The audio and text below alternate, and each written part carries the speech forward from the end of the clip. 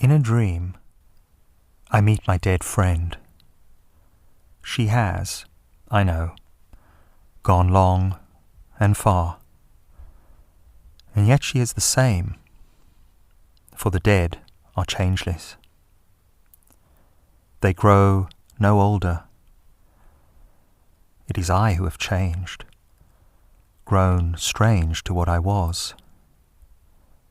Yet I, the changed one, ask, "How you been?"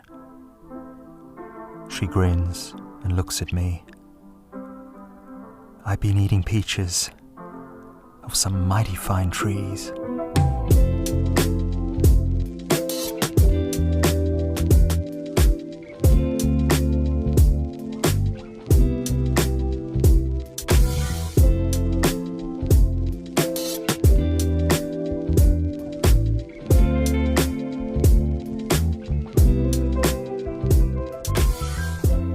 What to do with the dead, or the living dead for that matter, those who continue to disorient us through their persistent estrangement, indifference, or neglect? What to do about them other than write poems or make podcasts, both for them and for ourselves? It might be simpler if those spectral creatures were completely annihilated from memory, erased as mental entities, as inner psychic objects, so that they might cease to find residence in our dreams or our imagination. However, with the kind of minds we possess, minds that Stephen Hayes describes as calculators without the function to subtract or delete, such obliteration is of course unfeasible. In our minds, or at least in mine, everyone we have ever deeply connected with, every individual who has influenced us in some meaningful way, lingers persistently until the very mind that harbours them expires. Who isn't shadowed, either consciously or subconsciously, by others, or rather by our perceptions and thoughts of them? These thoughts often behave like phantoms or invasive species, suffocating the inner sanctum, the inner orchard. For how can one cultivate flowers in a plot overrun with weeds?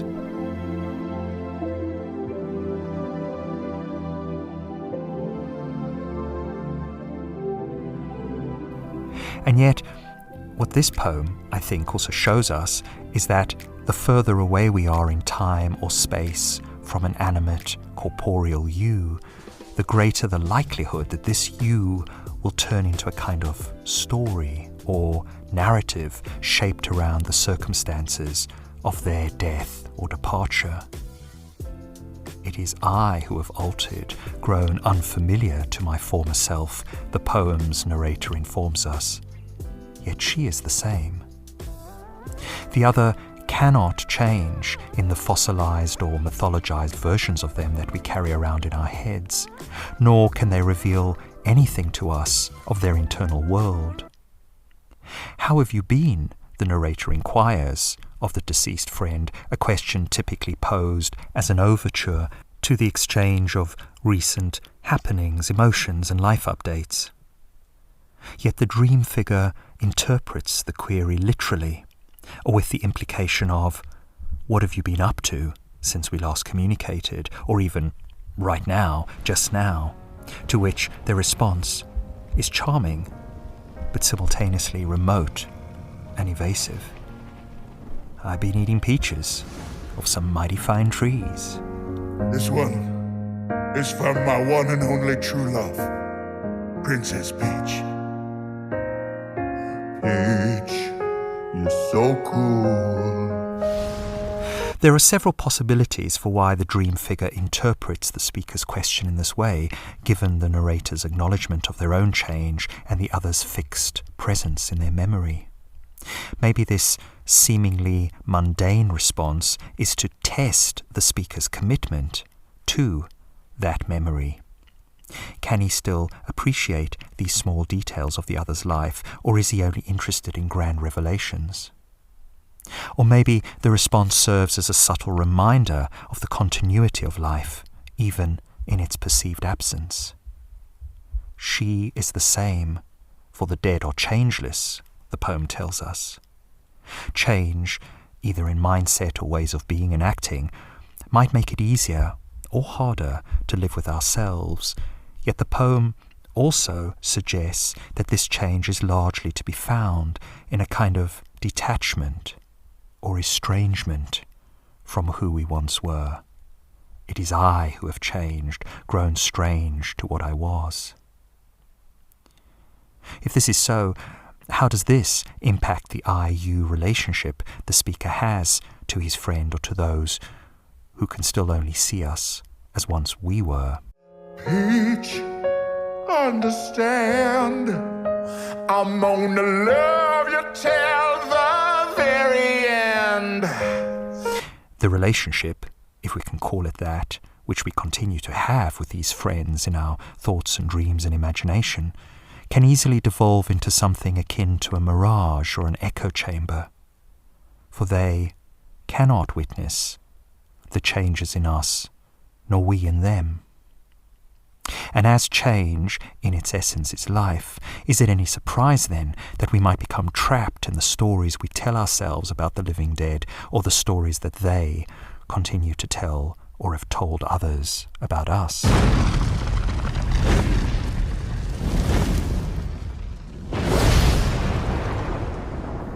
But perhaps there is also an opportunity here for this estrangement to be experienced not just as a loss, but also as a kind of necessary disillusionment, allowing for a reconstruction of the self, if that is even possible. I'm not entirely sure it is, that is more in alignment with our current state of being and understanding than that of who we were in another time and place.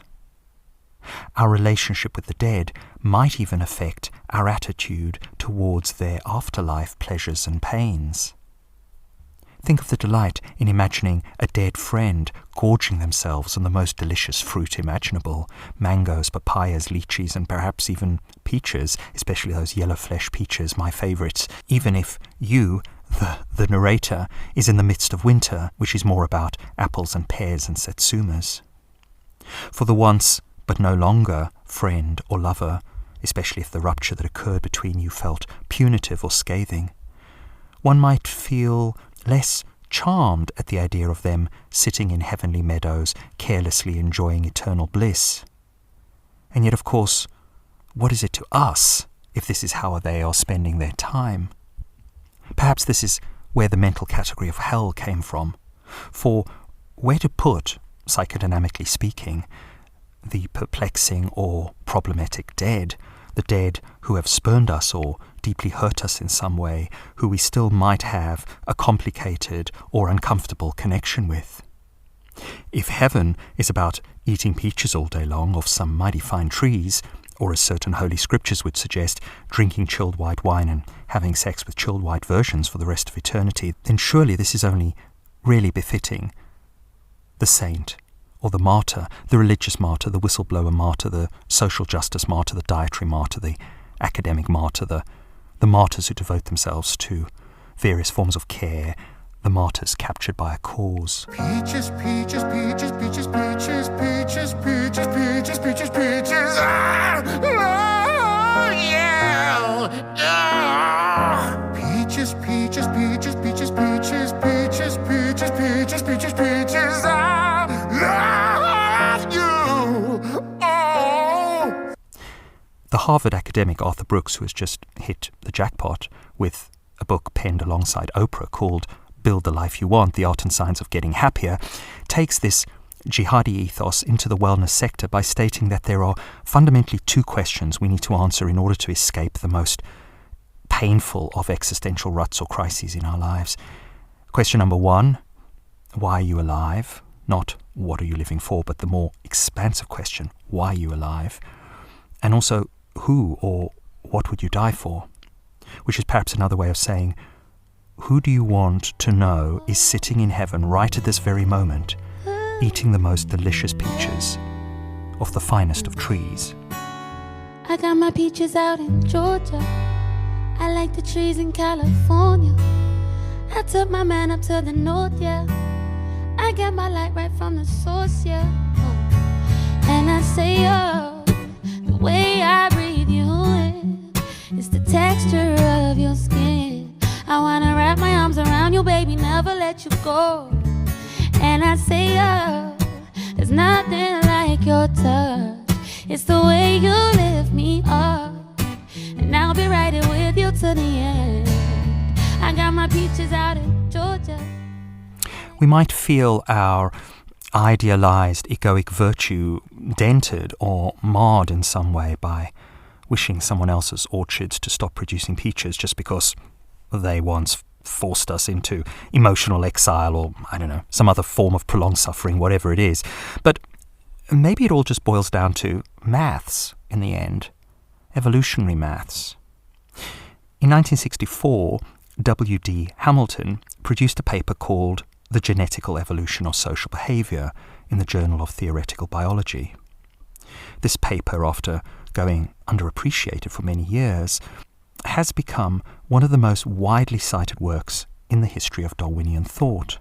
It was this paper that introduced the theory of kin selection, which essentially argues that altruistic behavior, for example, enjoying the sight of a friend or an enemy eating peaches in blissful pleasure, occurs if this benefits someone we are genetically or perhaps maybe culturally related to, and that these benefits are greater than the cost to us, the peachless observer or onlooker. I think of those women bus drivers, and they generally are women, who call everyone who gets on board their bus love, or the men and women, usually of an older and not really British lineage, who use the term brother and sister and uncle for strangers and near strangers, language trying to maybe simulate or stimulate our value, and thus care for another who we aren't genetically really set up to care for in any way. And of course, speaking reasonably, speaking rationally, I want you, my tormentor, my abuser, my deserter, my betrayer, to eat all the peaches, get all the joy you can cram into a mouth designed exactly in the same way as mine. Pleasure is perfectly democratic in this way. King Charles or Taylor Swift aren't able to enjoy a ripe peach any more than you or I. And even if Charles or Taylor had assassinated one of your children or a beloved pet, or, I don't know, turned your arms and legs into stumps with a machete or landmines, why deny them or yourself the sweetness of a ripe peach? For to want otherwise is to be corrupted by envy, pettiness, and spite. Love you! Oh, peaches! Peaches!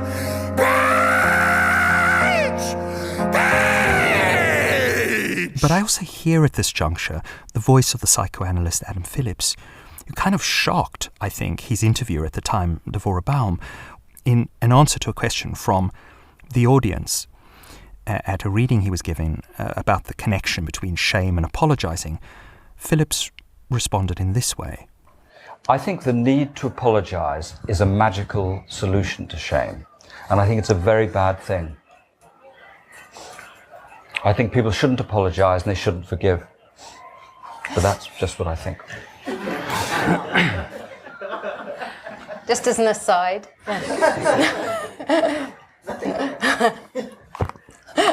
Okay, one more question. As someone who is often apologizing for all too necessary and good reasons, I often think about this comment. In the conclusion of this poem, this dream, koan, parable, we're not really informed what the speaker, the observer of his own poem's creation, is able to express to the you who appears before him in the dream world, so effortlessly and cheerfully consuming peaches. I go and have a look in some of Wendell Berry's other poems from the volume in which I found this, a 1980s collection called Apart, 2 words, apart, to see if maybe I can get closer to an answer. One poem that seems to speak to this is one called Accept. Not accept, but accept, which sort of like apart holds both options in its title. And here's how the poem Accept goes. Now that you have gone, and I am alone and quiet, my contentment would be complete if I did not wish you were here so that I could say, how good it is, Tanya, to be alone and quiet. Which I guess, at least for me, conjures up the question of, well, what would you say to your own peach-eating dream ghost or living dead friend, other than enjoy? But even more importantly, what would it take for you to mean it, to really want them to enjoy that transient pleasure as much as you could or would if you too were, gifted an orchard of ripe peaches? To want for them what you want for yourself, which is to say, everything. Fulfillment, joy, peace of mind, as opposed to nothing, torment, emptiness, despair. Some would say that this compersion, I guess, is the fancy word for it, is also the foundation of that overused word, love.